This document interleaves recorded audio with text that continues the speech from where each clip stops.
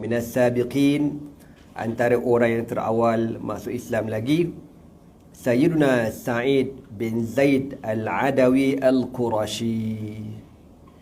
Siapa dia Sa'id bin Zaid Al-Adawi Al-Qurashi ini? Wa huwa minas sabiqin al-muhajirin al-awwalin. Beliau antara orang yang terawal masuk Islam dan antara orang yang terawal berhijrah ke Madinah. Wa kana islamu Umar bin al-Khattab indahu fi baitihi. Dan cerita keislaman Sayyidina Umar al-Khattab yang masyhur, Umar masuk Islam dekat rumah dia.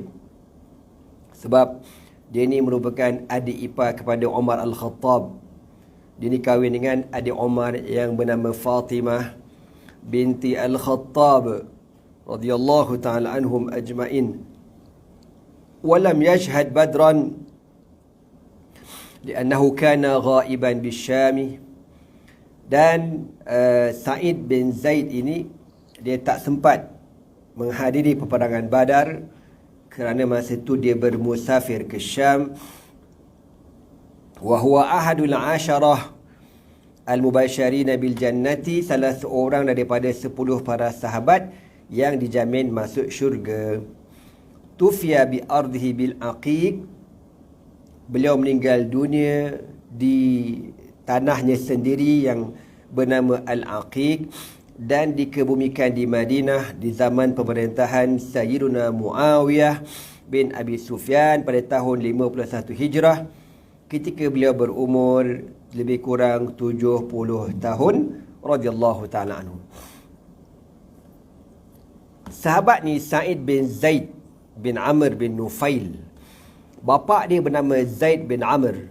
Bapa dia ni salah seorang di zaman jahiliah dahulu, orang yang tak sembah berhala. Ya, ada lebih kurang 5 orang yang tak sembah berhala zaman jahiliah.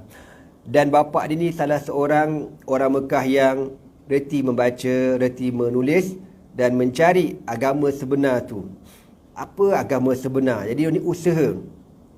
Padahal kalau kita fikirkan segi logik, zaman Nabi tu, zaman tu memang susahlah nak cari benda-benda maklumat tentang agama ni. Memang tak ada apa orang kata, tak ada kemudahan. Dengan majoriti orang buta huruf, tapi dekat Mekah tu ada 5 orang yang berusaha fikir, betul ke agama orang Mekah ni yang sebab berhala kulu-kile, patung tok ekong, betul ke ni? 5 orang ni berusaha mencari agama, lalu bermusafir ke Syam, bertemu dengan padri-padri, dan padri ceritalah agama sebenar apa dia. Ya, agama yang dibawa oleh para Nabi dan Rasul alaihi wassalatu wassalam. Ini nak khabar zaman dulu bang. 1400 tahun pencerita, orang berusaha mencari petunjuk Allah. Zaman sekarang, tiba-tiba kau bagi alasan, oh saya tak reti lah, saya tak tahu. Kalau tak, kau tak tahu. Sekarang nak belajar online, kau tahu tak? Buka je internet, kau tekan aja, bersepah keluar. Bab agama, bab hukum hakam, bab aurat, bab dosa pahala, bab halal haram, bersepah. Tiba-tiba kau kata kau tak tahu. Menterkedara reti. Contoh. Kan? Jadi, tak boleh bagi alasan. Zaman kita tak ada alasan. Zaman tekan je button, bersepah benda kau nak, semuanya keluar. Baik, buruk, tok nenek, semuanya ada. Zaman dulu mana ada bang? Nak cari petunjuk Allah tu bermusafir berbulan-bulan, beratus-ratus kilometer. Macam cerita Salmanul Farisi, macam cerita Suhaib Ar-Rumi, macam cerita arwah bapak dia ni Zaid bin Amr bin Nufail. Usaha dia orang. Jadi kita pada hari tak ada alasan nak bagi alasan saya tak reti, saya tak reti. Menterkedarah reti.